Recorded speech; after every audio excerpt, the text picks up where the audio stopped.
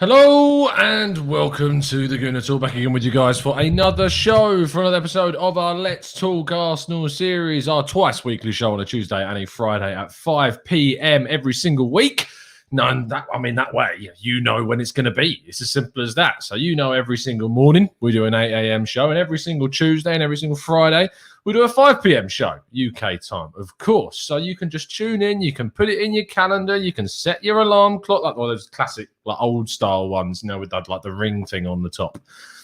There you go. You set it to that. You set it to Friday. Can you set alarm clocks to Friday? But I'm not talking about like iPhone ones. I mean like the proper physical ones. Can you set them to days? They got ones now where it doesn't matter. You can set it to Friday and then you know when the show is. And that's what ultimately matters. So thank you ever so much for tuning in, people. It's an absolute pleasure to join you as always. And of course, as it is our Let's Talk Arsenal show, it does mean it is sponsored by Football Prizes, which is a fantastic website that helps us deliver the content to you every single week. And as always with a sponsor, why I like this, I don't think I actually take a second to talk about these guys. I'm not getting paid anything extra to say this. But I wouldn't go out of the way to go and get a random sponsor for the channel.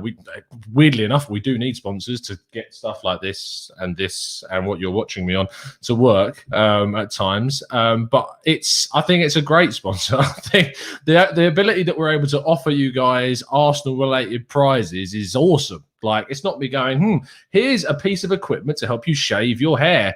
Not that there's anything wrong with anyone wanting to use that as a sponsor, but I think this is great. And this week's prize is pretty awesome. A signed Pierre-Emerick Aubameyang boot, which you can get hold of. There's only one ticket left. Be quick, guys. There's one ticket. You got to take it. Someone's going to... But there is a but. If you don't end up getting, and the link is in the description, if you don't end up getting the Pierre-Emerick Aubameyang signed boot, last ticket to possibly win that prize, there is another Arsenal prize that you have a very good chance of winning this week, because only a few people have bought this, because it only went live a few hours ago, and there's still, I think, 65 tickets in total.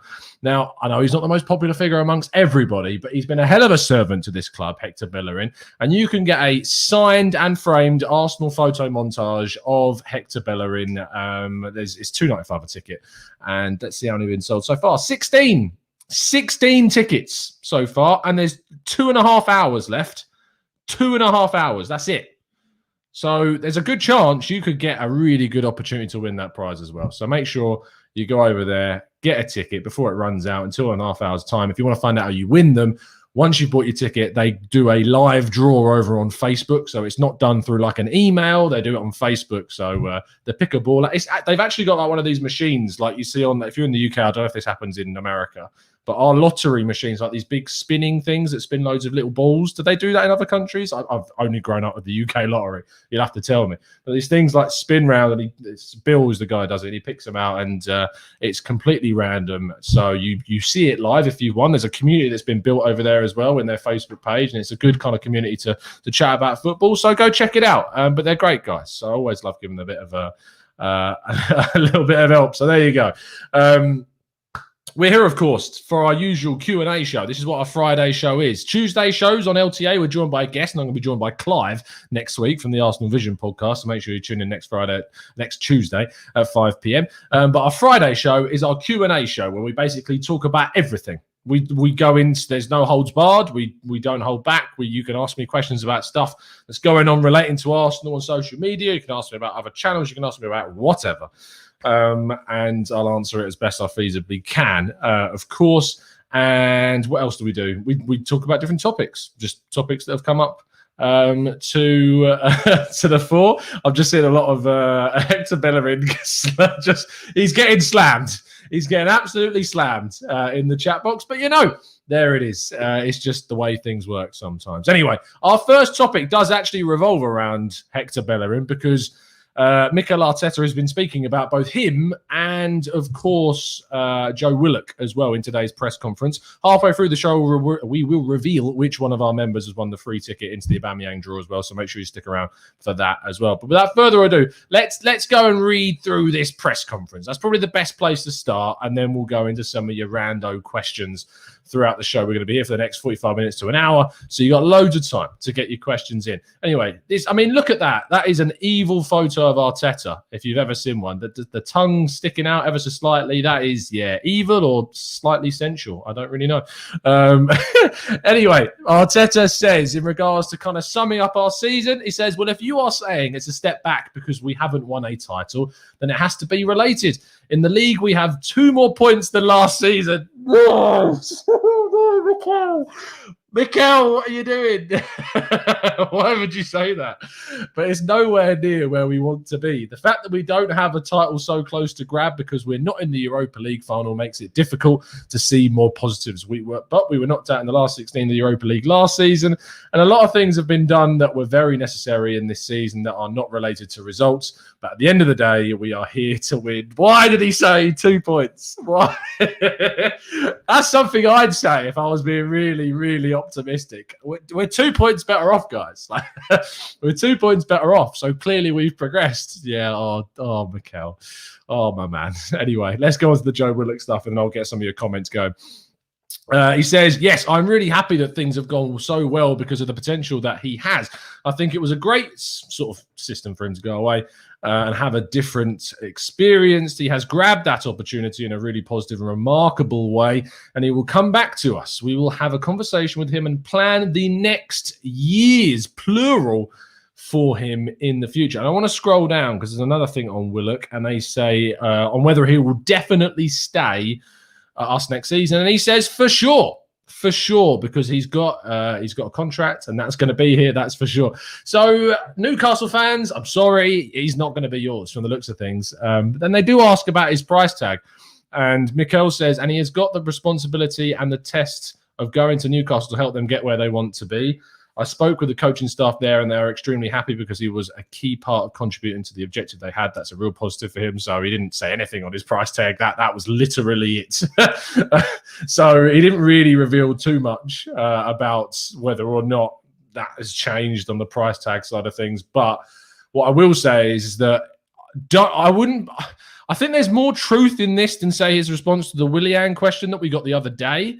Mainly because I know how much he likes Joe Willock, and it's a hell of a lot, and he wants to see him succeed. He gave him chance after chance after chance at Arsenal in the first team. He's given him loads of chances, and now he's given him a chance to go out on loan and get some really good experience, which he's done. But I want to know from you guys, because you're the people that I really listen to. I want to understand how you're feeling about this. Do you sell him? Is he the type of player that you think doesn't really fit into this team? Isn't really going to be translating that form, that ability that he showed at Newcastle to Arsenal? I want to know what you guys think in the chat box. So do tell. Fane, I've seen your question. I'm ignoring you. Let's go to here we go. Alexius says he's smart, trying to lower our expectations for next season. Azraf says, we have 2 more points. Statement of the year. Arteta, ladies and gentlemen. Yes. Deary me. AB says, selling Willock for 30 million and getting Buendia for 40 million is a no-brainer for me. JD says, if Arteta likes Willock, then he's defo staying. If there's one thing Arteta's good at, it's PR and convincing players to stay and sign for him, which is ironically something that Arsene Wenger was unable to do with quite a lot of our best players. So maybe it's something we should look at more positively. MO7 says, Boris Arteta. He keeps giving us answers that we already know. Akash, sorry if I pronounced that wrong, mate. Arkash, tell me, you phonetically spell it, and I will do my best to say it right. Yes, sell in the right price, says Akash. I mean, I would if we got offered, say, 35 million for this kid. I think you'd be mental. Absolutely mental to turn down more than that money for Willock. It's crazy money. Yonik says selling Willock for 30 million and signing Grealish for 25 is a no-brainer for me. You know, Yonik, your statements get more ludicrous the more shows that you tune in for. I swear, we're going to get into realms of Spursiness very soon from you. I can see it coming. Matt G says, I feel the 2 points better off argument is the same as the we're second in the form table since Christmas. No, Matt. There's a difference between those 2 arguments because one Mikel has used and the other one I've used. So that means that one's legit, whereas Mikel, not so much. Yakub, tell me if I've pronounced that wrong or right or how I should pronounce it in the future. Willock out, Samara in. I think you're going to struggle, mate, to get Samara in, unfortunately. He does look like he's going to Leicester. TJ says 30 million easily. I like the potential, but we've got enough potential at the moment. Let's use that odd 30 million and get our targets. It's not a bad shout because if you think about it, and TJ is right, we've got Saka, we've got Martinelli, we've got Smith Rowe, we've got Tierney, Gabriel Magalhaes, who's still 22. We've got players coming back like Saliba. We've got Gendouzi. We've got Ronison. I was going to joke about that, but I couldn't get through it. But no, we've got a lot of young, and I mean, Ronison's 26 anyway, but we've got a lot of young players with a lot of potential. Balogun, Aziz, all these guys that can still make a big difference. Willock coming back, we can't rely on just kids to take us where we need to be. It is a genuine argument that Willock might be thriving in the Newcastle situation because they aren't relying on just kids. They've got a lot of more experienced players in that team, driving them forwards to where they want to be. And if Willock was to be dropped into a team where Smith Rowe is, Martinelli, Saka, Saliba, Balogun, Tierney, Gabriel, all of these guys, it's such a young squad. And if you sign an Max Aarons, for instance, or a 24-year-old Basuma and these types of players, it still lowers that age. So maybe it wouldn't necessarily work. I think it's a fair point that's brought up, definitely. Seal says yes, because he deserves it, and Newcastle would be sniffing around next season too if he doesn't deliver. Very true. Tom says if an Iwobi level of bid comes in, then sell. If it's under 25 million, we might as well keep him. We need to get a sell-on clause in there, says Social, which I definitely agree with. If we got to put some form of kind of I suppose, what's the term? Collateral, if you want to use the right. We've got to put something where we obviously get something from this deal should they be sold elsewhere, or a buyback if he goes really well, like Liverpool did with Brewster, that sort of type of thing. Good evening, Omar. Good to have you. Today's been all right, mate. It's my only day off. I only have one day off in the week on a Friday. I'm working Saturday, Sunday at 101. So Fridays are pretty nice. I woke up pretty positively. I've been to the pub. I've had a pint, which you should do. At the moment, if you're in the UK, we're very fortunate because we can go out and have a drink inside at the moment because our things are relaxing. But I would say that there are a lot of countries out there that are really struggling right now. And Ojo, one of our fantastic members, of course, who's in India right now, is having to suffer with a lot of that stuff, as is a lot of people. So I have utter empathy. And guys, if you are able to go out and obviously support any of those causes that are trying to help those countries that are really impacted by the pandemic right now, you definitely should. But in the UK, I still am very much of the mind that if you're in a situation in the UK or elsewhere where you're legally doing the things that you can do, you should, because it's been an utterly, I nearly swore, an utterly crap couple of years. So make the most of it, go out, enjoy yourself, and of course support the causes that you can so that other people around the world can try and support themselves and they can enjoy their lives a little bit more in the future as well. Mr. Joe Kerr says, Tom, I'm genuinely impressed by how well he has done at Newcastle, but Willock is worth considerably more as a fee now and then his potential / goal performances return next season. I'm wishing him the best, though. It is true. I think his value right now probably exceeds what he would be able to give us next season, and that's a very good point to bring up. Let's scroll down a little bit more. Akash says, I think it's obvious Arteta will say what we have, or rather what he has said. Why would he want to go out there and lower the player's price, which is very true. You don't go into a press conference and say, yeah, you know what, Newcastle, you can have him. Like, he's been great in it. You should probably hang on to him. No, you're not going to go out and do that, are you? You're going to say he's not for sale, so that when Newcastle come along, we'll be like, look, we said he's not for sale, and with that bid, you ain't getting anywhere close to him. So if you want him, actually show that you want him, but we want to keep him. So you're really going to have to try and prove us wrong with a bid that's going to make us want to sell. So it's as simple as that, really, in terms of what you do. TJ says Yonick is more than troll. Yonick has evolved into more than the TGT troll. Hashtag Yonick out in the chat, as always. Adam Abu Nab, fantastic name. Says worth keeping and testing how high Willock's ceiling goes. 10 plus goals from midfield is worth keeping, and he looks like he can top that as well. 10 plus goals is great.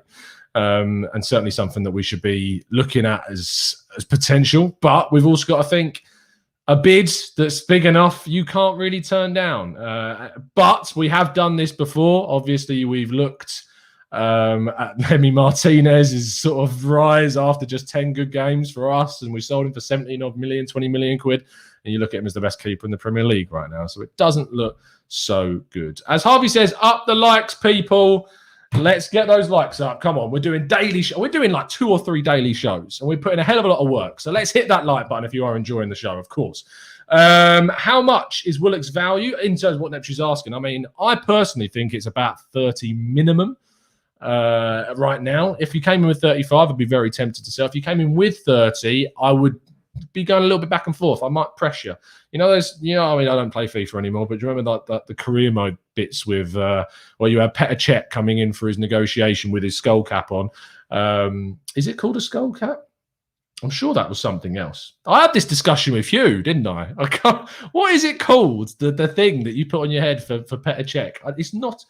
Yeah, you're going to have to tell me what it is. But there's the funny image of him, isn't it, when he's in FIFA career mode and he's got like the big helmet on. But yeah, Joe Willock walks in and be like 30 million. No. But you said he's worth it. No. You want him? 35 minimum. That's how it goes. That's how it goes. Scrum cap. Yes. Thank you, Cayman. That's what it's called. Skull cap. That's something very different, isn't it? I'm really sure it is. Scrum cap. Yes. I'm sure that's something.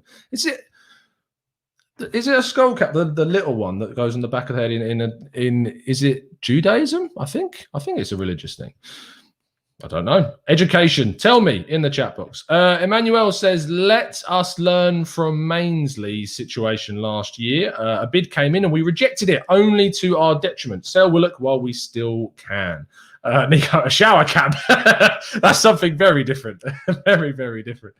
Jashar says, Willock will provide much needed goals from midfield. He has a unique skill set and we don't have or are seeking that elsewhere. But if a bid comes in, it's really difficult. It's really difficult to turn it down, a bid that's worth more than the player. It's like the situation, people telling me that it's people telling me that a bid, that any player at a club is not going to be worth, like everyone has their price, or they feel like, yeah, but they don't need to sell him. So why would they accept any fee no matter what it is? If they don't want to sell him, they're not going to sell him. But I'm sorry, there is very, very much so a price on every single person's head. And it's as simple as that. If you go in with a bid that is just too high to turn down, they will accept it. It's as simple as that. Emmanuel says, let us learn from the Mainsley situation last year. A bid came and we rejected it only to our detriment. Sell Willock while we can. The Mainsley situation gets brought up a hell of a lot. Yeah. Yes, I did. Crash helmet. We're just naming helmets now. Like, what is this? What is this? Deary me. MO7 says, I don't think Willock works in an Arteta system, even though I still can't figure out what his system is. Yep, very true. TJ says, 30 million with a buyback is great business. We rarely include that clause. Right. Get your questions in, people. Use the capital Q. Oh, I spelled capital wrong. Use the capital Q in the chat. There we go. Right, let's start going through your questions. You can get them in, and we're going to try and answer as many of them as feasibly possible. And as Andre says, your second instruction is smash those likes. Really appreciate the support, as always, guys. The members-wise, of course, if you want to become a member and help support the channel, it helps to pay for stuff like this, and this, what you're watching on, and the laptop and everything else. And we always pump all of it straight back into the channel. Members, I'm excited about something that is for you, and I'm buzzing for it. It's just a little thank you from me. I'm really looking forward to showing you what it is. It's going to be fun. Everyone's going to be able to see it, but it's going to be fun. And I can't wait to show you, because some of the things I've been sent today for what I've been planning have made me absolutely die with laughter. So fingers crossed I can show you that to you next week, but it's going to be fun. Stephen says, Tom, what's your favourite helmet? To be fair, when I was a kid, I was one of those rebels that would never wear a helmet when I was cycling, which is really bad, and you really should wear a helmet 100%. But my favourite helmet is probably Mike from the Gooners pods. There you go. That's a good answer. Neil says, do you trust Arteta to optimise players' potentials? If we have a good summer window, name a player who has improved under Arteta. Xhaka, Pepe, Chambers, Smith Rowe, Saka, Tierney's been pretty good. He improved Mainsley quite a bit until we stopped using him. Holding, So quite a few, to be fair. I mean, I don't think they've improved like vastly, but I think they've improved. That's for sure. The others like Partey, I don't think was in the best of. Lacazette, I think, has been okay. I think his finishing is something that you can't really coach, unfortunately, but I think he's been okay. But I do think he can improve the players that we bring in. It's just who we bring in and if we bring in the right players. But I'd still rather there was a different. I think that we would all prefer, pretty much all of us anyway, would have thought that it was the right move to move on from him after being knocked out against Villarreal. But yeah, I think he's improved players for sure. Elliot says, which players would you like to see in the European Championships? See in before. Buendia is one for sure. Bertrand and Max Aarons, get them in quick, get it done fast and see them. Because they're not going to be going to the Euros. Obviously, Buendia is joining up with the Argentina national side. I'm not sure when those matches are. But still, just try and get it done. Bertrand isn't going to be, Max Aarons isn't going to be, so you've got to look at those as possible options, definitely. Jack Cotter says, would you give Chambers a new deal? I'm pretty sure he only has 2 years. He's only got 1 year left, Jack, I think. After this season finishes, he's only got a year. So I'm tempted to, but I think you have to wait and see what happens with Cedric and what happens with Bellerin. Because if we don't sell them, then you'd probably have to turn around and say, look, we probably have to sell Chambers. I think that we should extend him by a couple of years, protect that contract for another 2 or 3 years, and then you've got a player that can play right back, can play centre back. I mean, even though I don't think he's ever would ever play there again for us, but he could play defensive midfield like he did at Fulham. But I think that obviously Hector Bellerin will go. I think that Cedric should go because of the whole Kia situation. But yeah, I would give him a 2 year, probably a 2, maybe max 3 year contract extension or 2 year extension, which would make it 3 years left on his deal. Oh, there's a lot of questions that have come in. I'm going to try and get through as many of as I can, guys. I'm sorry if I don't see yours. AB says, if Buendia plays mostly on the right, does he really fit our system when Saka and Pepe play there? What I like about the idea of Buendia is what he does for Smith Rowe, because I don't think he's the type of attacking and creative midfielder that just absolves or makes Smith Rowe absolute. I don't think he does that because he's versatile and can play on the right, can play in the middle. I mean, weirdly enough, he's so versatile, he plays on the left half the time because he drifts so much inside. But I think that when you look at, obviously, Pepe, Saka, Smith Rowe, as our front four behind whoever we choose as our striker, you've got Willian, who's going to go. Martinelli, Saka, Smith Rowe, Pepe, and then Buendia. We still need to rotate, and that's really important. I mean, you look at Manchester United this season, you look at the options that they've got in their attacking areas, and they still rotate very heavily. They haven't got 3 set players, as in they don't just have a Saka, a Smith Rowe, and a Pepe. You need the rotation, and you need to bring players in at different times. You need players to come off the bench to make an impact. And it's important to have that depth. That's why Manchester City are so good. It's because they're able to rotate and not drop in quality across multiple competitions. So I think the thing with Buendia is that playing on the right-hand side for him is it works with Smith Rowe very well. I don't think you'd necessarily play Buendia, Saka, and Pepe. I'd be surprised if Buendia started as kind of the out-and-out number 10. I think he would more skew to the right-hand side, with Smith Rowe being our starting 10. But if Smith Rowe was to get injured, I think that Buendia would then have the potential to come in and play kind of a starting number 10 position. Matthew Hudson says, why not raid Fulham for Anguissa? He is much better than Xhaka and only combined. Wow, I think that's very harsh on Xhaka, but I still think Anguissa is a very decent player. Mass says, what is a realistic transfer window for Arsenal this summer?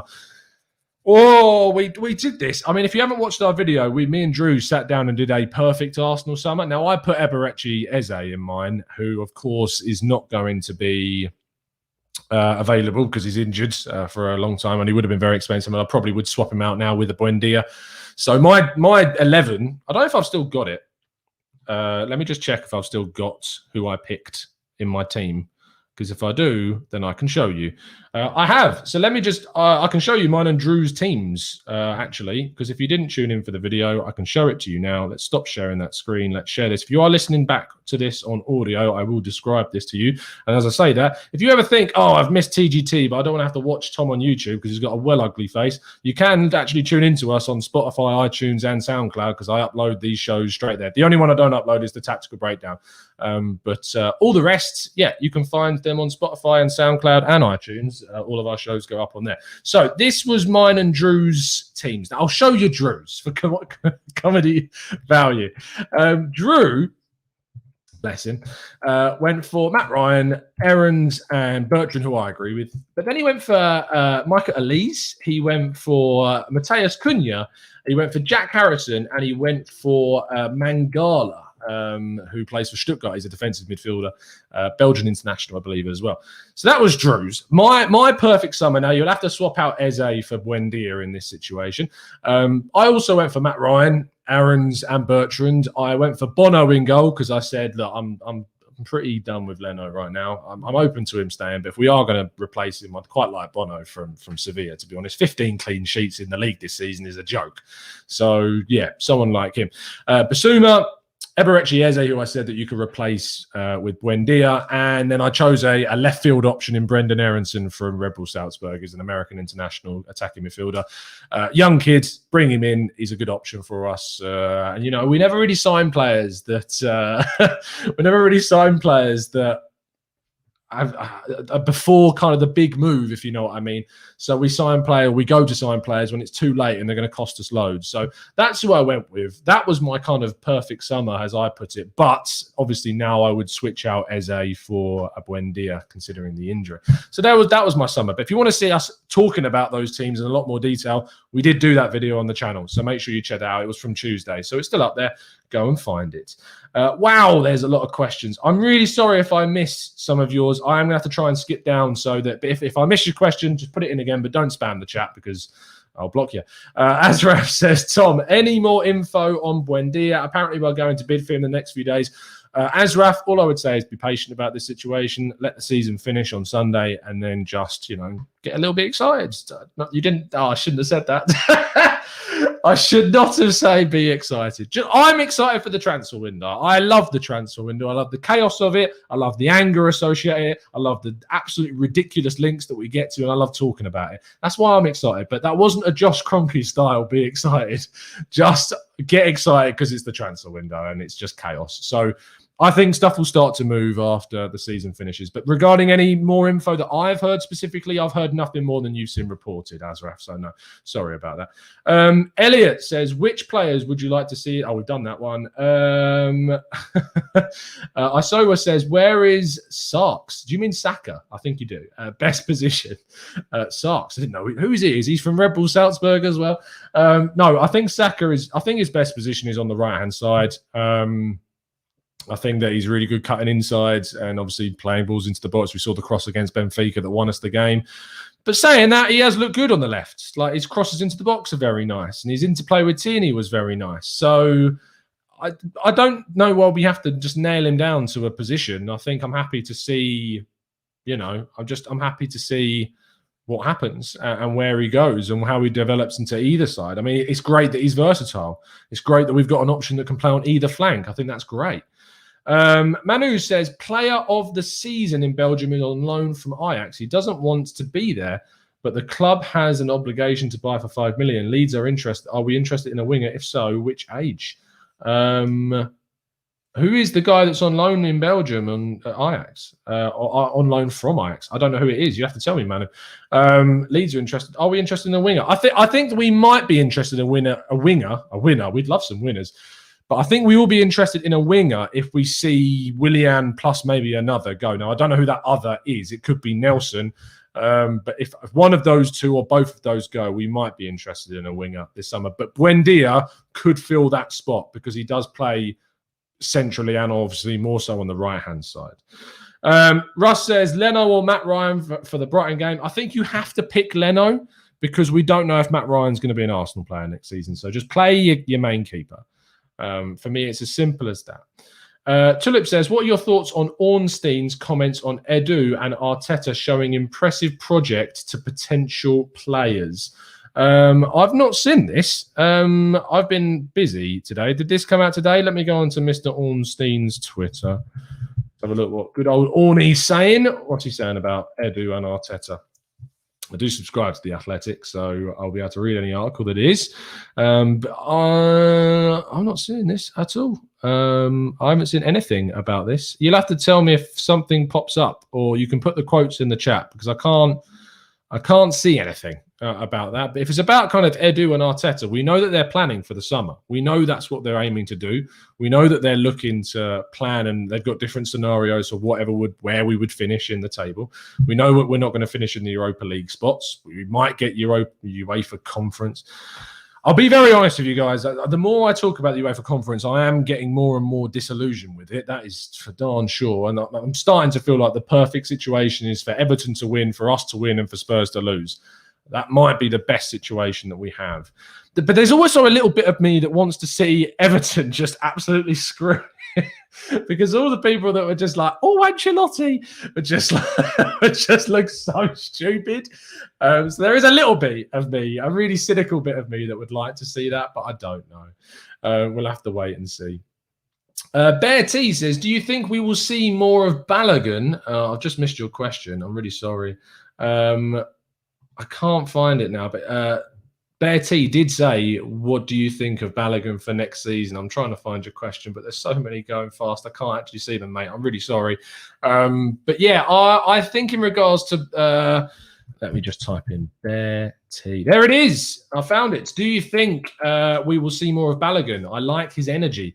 I think that we will see more of Balogun. I think next season is being kind of pigeonholed to be Balogun's season and to integrate him into the team. I think that's what the plan is. So yes, I do think we'll see a lot more of Balogun next season. Mr. Joe Kerr, one of our fantastic members, says, do you feel that a top 6 challenge is a genuine target for 22-23, or should we lower our aim given how inconsistent our management? I mean, 22-23, Joe's not even next season. That's the season after. So we're looking well into the future. I'd hope that we would looking to challenge the top 6 this summer, this season coming. If the plan is that we're looking to challenge the following season, I think that's too slow. Like, we need to be looking at progression. And the only thing that's progression at this point now is to make sure that we are a top 6 team next season. For me, that is just the bare minimum that I want to be expecting for next season, especially considering we'll have a much, much better squad than we currently have. Dictionoo says, what's the take on the Emil Smith Rowe contract situation? He's in talks, mate. Don't worry about Smith Rowe. That's all I'll say. Just don't worry about Smith Rowe. It's going nowhere. Contract's going to happen. It's all good. Sahil says, can you be as specific about why you don't think we should go for Ivan Toney? Because I don't know anything about it. Okay. It's absolutely fine. Call me out on these because I know a fair few people do, like how are. I don't think we should go for Ivan Toney for a number of reasons. The first one is because it is very, very easy to get whipped up and see the number of goals he scored for Brentford this season in that striking position. I did a few articles on the kind of strikers that Arsenal could go for, and I included him from a neutral point of view, which is very difficult to do as a writer sometimes when you've got your own agendas and stuff. But I included him in the list from a neutral perspective. Whilst researching Toney to write that article, watching the goals that he scores, I just don't think that he's the right style of striker for us. I don't think we create the chances that he's thriving off at Brentford. That's just the way I interpret how I've seen Brentford and Toney play. I don't think those goals that he scores are created at Arsenal in those styles. I also think that if you're going to sign a striker, why sign a 24-year-old or a 23 to 25-year-old when you've got Balogun coming through, who then is going to get absolutely no chances whatsoever in the next couple of years, minimum.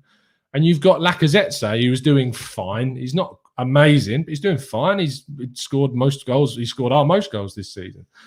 Give him a 1-year extension. Give Balogun an opportunity. If Balogun doesn't look to be the one, then you can go out and sign a younger striker when the time comes. But I'm not really on, and I think that there's other positions in the team that just need a fair few more kind of attention points paid to them. That's just the way I see it right now. But I know a lot of people like Toney, and you're well within your right too. I'm just not a big fan right now. I hope if we ever sign him, I hope he absolutely proves me wrong and makes me look like a right idiot. Trust me. But I'm not really sold on it right now. And he can't do much more because he's doing everything he possibly can do for where he's at. So it's nothing to do with kind of, I think he could do more. I just don't think he suits us. That's just how I see it. Azraf said, who is your favourite player in the Premier League this season? Outside of Arsenal, I feel like you're trying to guide me towards, and I'll use that. Honest, I love Phil Foden. I really, really love Phil Foden. This is like a Valentine's letter. But yeah, he's unbelievable. Like, it is so great. And I'm an England fan. And there are a lot of Arsenal fans and club fans out there that obviously aren't that keen on supporting England here in England, which is fine. I know a fair few. Our good friend Chris Carpenter from ABW can't stand England. Would much rather go and support France at the Euros, which is absolutely fine. I am an England fan. I want to see England do well. I find it very difficult to obviously get behind players that are playing in that other half of London, but I just disassociate it from myself. But if it was between England winning the World Cup and Arsenal winning the Champions League, it would be Arsenal winning the Champions League every day of the week. Every day of the week. But I'm still an England fan, as in born, bred here, grow up here, will do for the rest of my life, I imagine.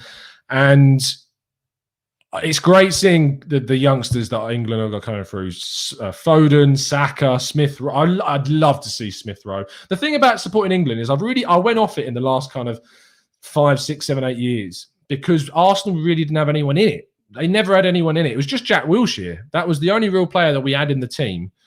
And so obviously seeing Saka get in and hopefully Smith Rowe getting in the future will be great. And it'll be absolutely fantastic to see those guys. But I really like Phil Foden. I think he's a fantastic footballer, and I'm excited to see what he can do. And you've got likes of Jadon Sancho and Grealish. I hate to say it because I hate Chelsea with all my heart, but I'm thankful that I'm an England fan and can watch Mason Mount because I quite like Mason Mount. So I'm not a fan of him for Chelsea at all. I hate his guts when he's in a Chelsea shirt, but when he's an England shirt, it is a joy to watch him play. I'm jealous, so jealous that we haven't got him. Really, really are. Mr. Joe Kerr says, is it too far-fetched to envision this summer and potentially the third Euro League or the UEFA Conference as the hard reset the club has arguably needed since Wenger? Shift the massive earners at the club, thin the squads, and rebuild the spine. We could do. It could be a massive rebuild job this season. I feel like, though, to do that, a season out of Europe may be more beneficial for a rebuild than having the conference, but then the conference is there to then chuck the youngsters in. It's really difficult for me because it is ingrained in me to want Arsenal to finish as high as feasibly possible. But the problem is that might include having to play in a banterous competition, which is what it is. And it's a little bit embarrassing, I think, to be involved with it. It's just a money-grabbing thing for UEFA, and I don't respect them for creating it. Just keep the Europa League. Even that we looked at as inferior and beneath us when we were in the Champions League. So, yeah, it's ridiculous. It's crazy, and it's just a real conflict of interest for me. It really is difficult. Nico says, Tom, how do you rate our newly signed striker, Leo Messo? Yeah, this is great. What a fantastic story this is. For those that don't know, we've signed a very young kid. I think he's, 10? Is he 10? Called Leo Messo, which is fantastic. Their parents knew what they were doing. Let's just say that. And I think that, Per Mertesackers' academy, I think it's great that Per Mertesacker is in charge of the academy. There's just something really like about him as a character. I want to see more success from the academy. I mean, we only just scraped survival in the under-23 league this season. The under-18s, I think, are doing okay. I'm not 100% sure, but I pay more attention to the under-23s. But it's, amazing story. But I've never seen him play, Nico. He might be awful. He might be dreadful. Cayman says, what is James Benge on about Arsenal paying off their COVID corporate financing through a separate bank loan, and what impact will that have on the transfer window? Okay. How do I want to address this? So obviously James has come on the channel a few times. Huge respect to James. He does some great work over at CBS. If you aren't checking out his work, you should. I personally, from a personal point of view, wasn't that fond of how the tweet went out about that loan news. Basically, we took out a loan of £120 million earlier in the year to cover the costs of the pandemic's impact on the club. We weren't alone in that. Spurs went out and took an even more expensive one out. It is very, very normal. Now, I believe, I'm not going to quote him wrong. That's important that I don't quote him incorrectly. Let me find the tweet from James, and then I can read what the tweet was, and I won't read it incorrectly because that's important. Let me scroll down because it was yesterday afternoon, if it is still there, of course.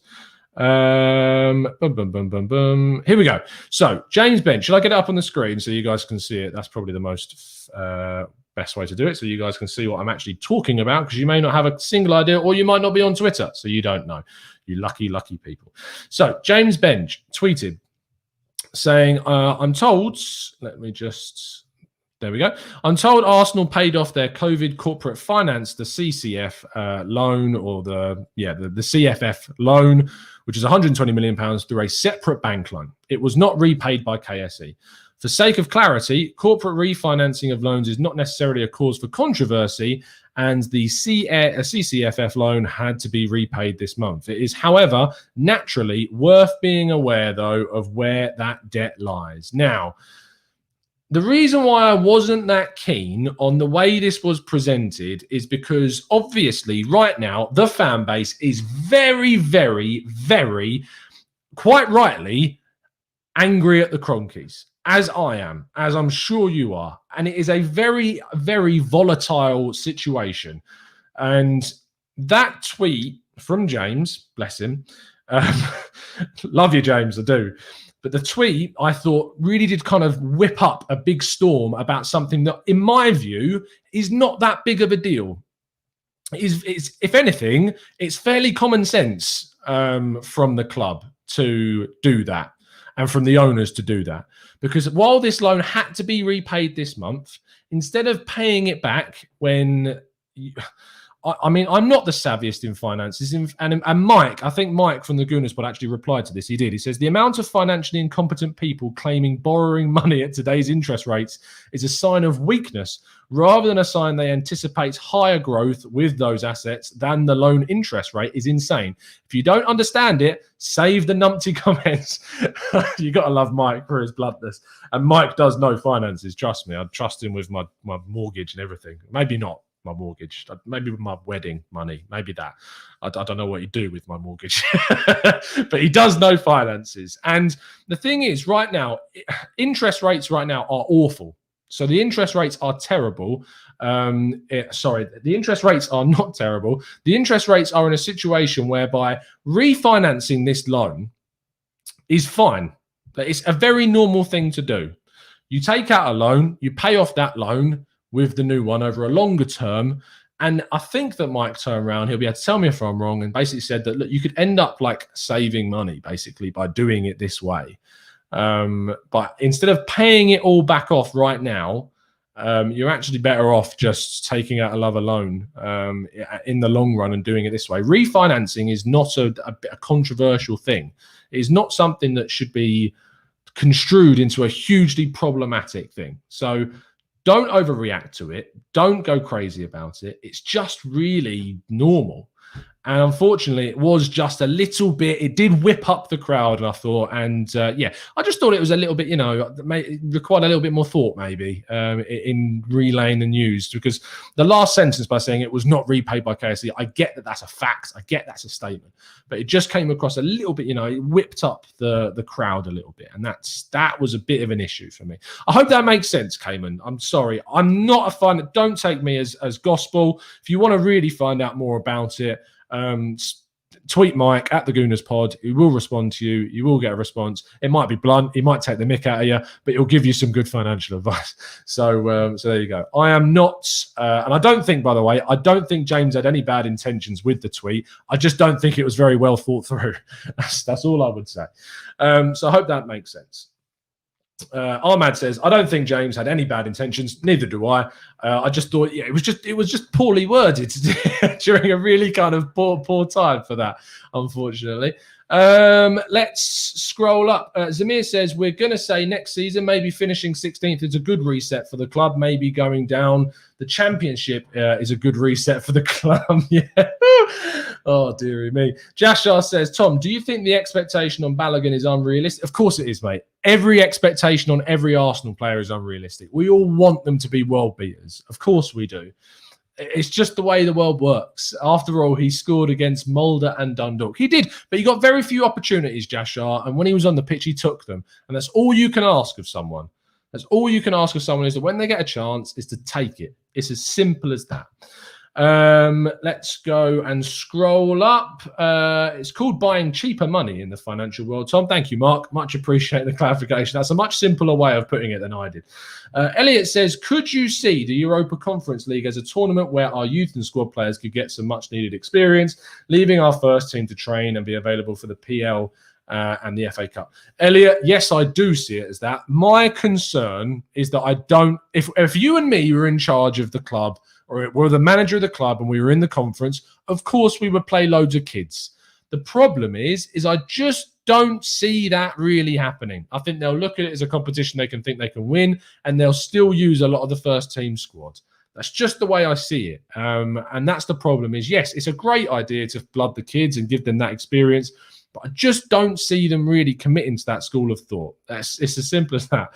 Cheers, Mark. Ryan G says, qualifying for the Conference League compounds our bad season. James A says, if Kroenke wants to spend 120 million of his own money on players this window, he can't have 120 million government loan, or they will say, why did you take the government money? With a normal loan, no one can question that, which also makes a lot of sense. Akash says, why does any of our player doesn't play through balls? This is a good question. While watching last game, I was thinking that is the kind of ball Aubameyang thrives on. Which player do you think we can buy who can do that? Firstly, Buendia is an obvious choice. Secondly, this is something I have been banging on about for so long, and it's frustrating the hell out of me, that when you watch Arsenal play, and you'll see it, probably, I mean, they'll go and prove me wrong now, of course, on Sunday, but when we watch them play on Sunday, try and look out for when we get the ball to the edge of the box, or we get the ball around the edge of the box, or wherever, if we're just in the attacking third, look for where we try and play.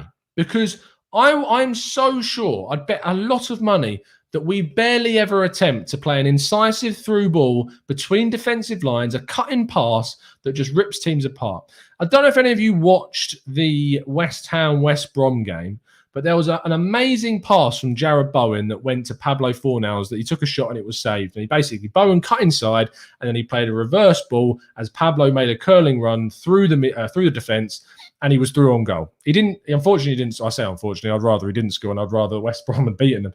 But he didn't take the chance. But those types of passes we used to do all the time. We used to do that all the time. Play these through passes between the defensive lines, split defences, and take big chances. And we just don't do that anymore. We just pitter around the edge of the box, try and put a cross in or a cutback, or try and score the goal that we did, the first one, Pepe's goal against West Ham, or we just try and fling a ball into the box and hope someone gets on it. It's so frustrating because we really lack variety in the way that we attack, and that's the situation we find ourselves in. Adam says, is that a deficiency in our forward players not making the runs, or creative players not taking the ball, or both?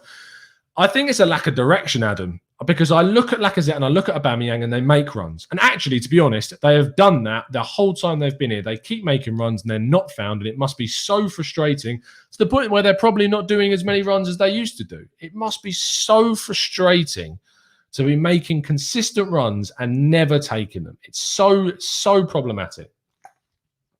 No Sleep says, yeah, Tifo did a really good video on Arsenal's tactics. Should go and check it out. But it's just we play in a horseshoe. And it's really frustrating that we don't play these really keen, incisive passes between those defensive lines that we really should be.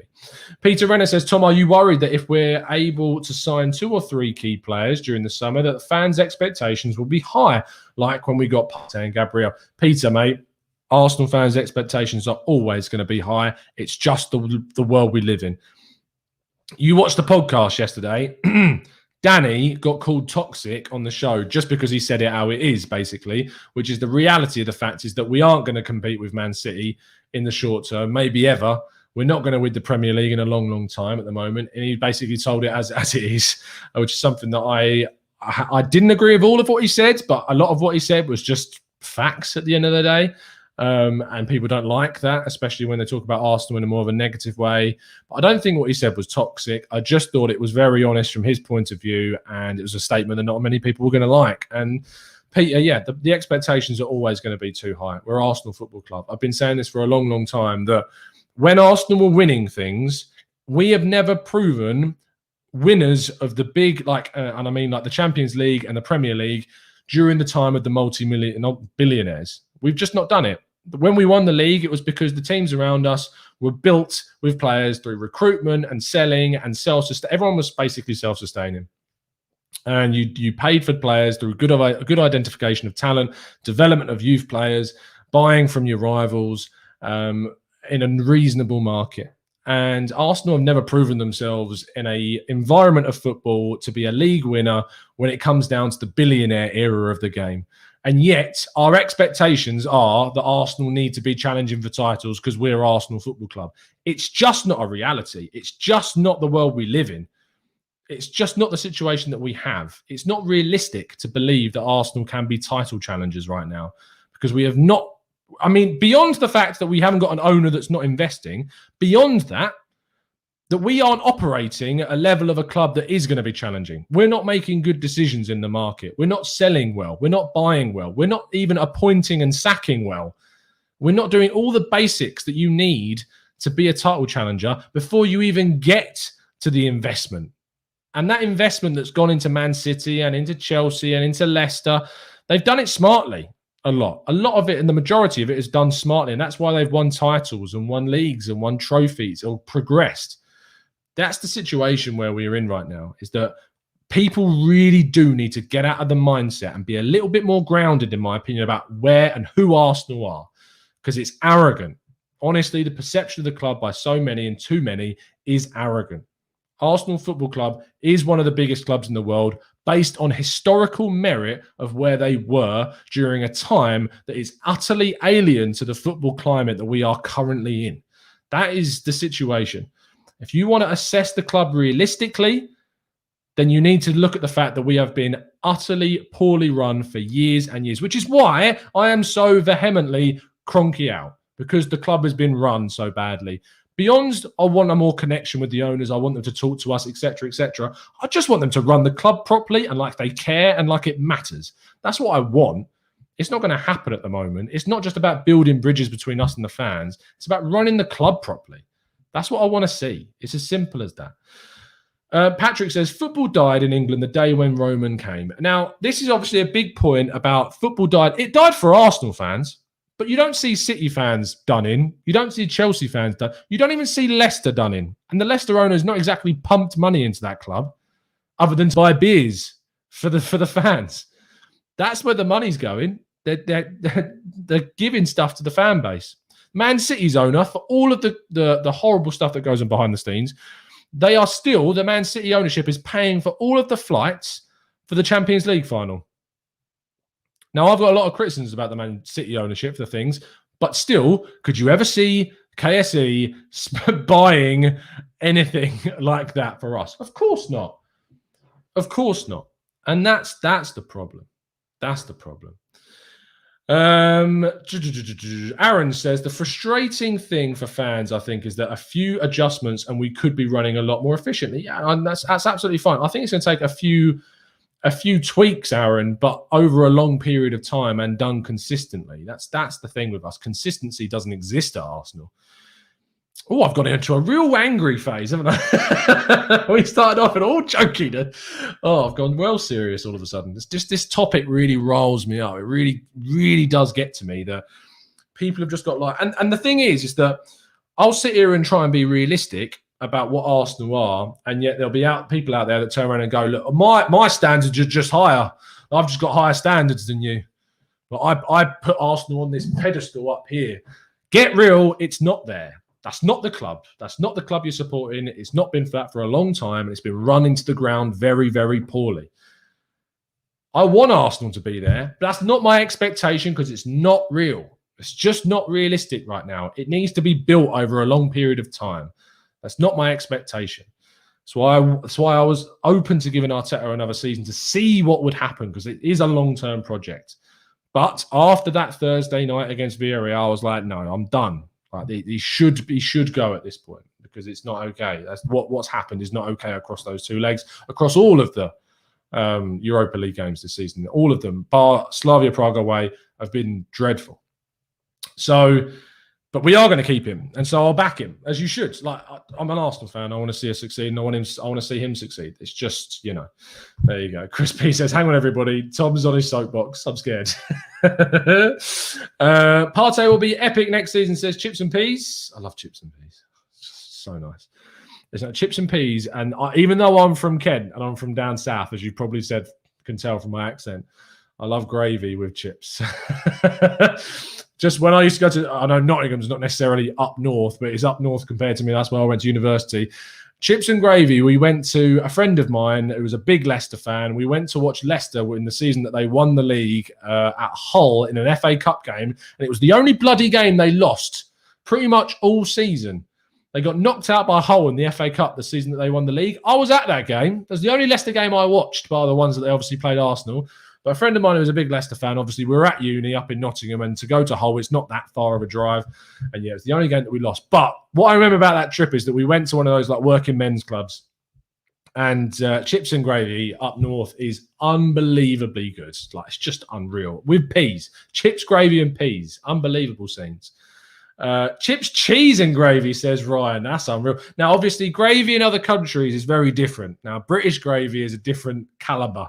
I've been to America, and your gravy, I'm sorry, it's awful. It's dreadful. It's so bad. You need proper meaty gravy over here in the UK. That's what you need. Raheem says, I'm a new subscriber. Welcome, Raheem. Good to have you here. Everyone in the chat box, hashtag welcome Raheem in the chat. Just want to know where you stood on the Wenger front. So we're going like back in time. Just let me hop in my time machine and we'll be there. I mean, the whole Wenger side of things is pretty much, my view was, I think that he was probably here a little bit too long of what he should have been. We probably should have moved on a little bit sooner, maybe after the first or second FA Cup. But yeah, I think that we should just move on a little bit sooner. But absolute respect to the man. I've got his book. I've got the signed copy of it, of what he did, because he did an amazing job. It was just, I think he stayed on for too long, Raheem. So there you go. But thank you, mate, and welcome. Neil says, what is Indian gravy? I've never had Indian gravy. I'm not the only, trust me, I love an Indian takeaway, but I mean, it's just cultural appropriation, isn't it? Like, if you go to India and have Indian food, I'm sure it tastes absolutely unbelievably good. So compared to when you have an Indian takeaway over here. So yeah, it's probably amazing. Probably amazing. Neil says, Partey has been below par. Is it due to poor tactics, or is he just not used? I think it's down to injury, Neil, at the end of the day. So there you go. Ryan G says, I'm from Bromley.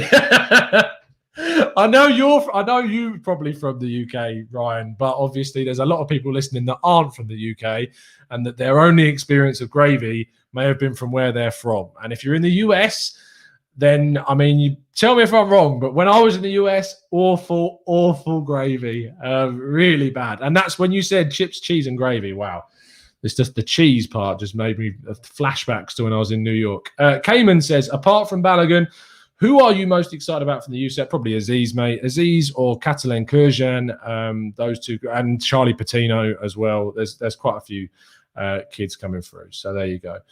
Pedro says, got to be Welsh gravy. Even English gravy is, or whatever that word is. I don't know what that is. Zamir says, Tom, do you think we could nick a couple of Wolves players now that Nuno is leaving? I mean, if you can, you're looking at someone like Pedro Neto.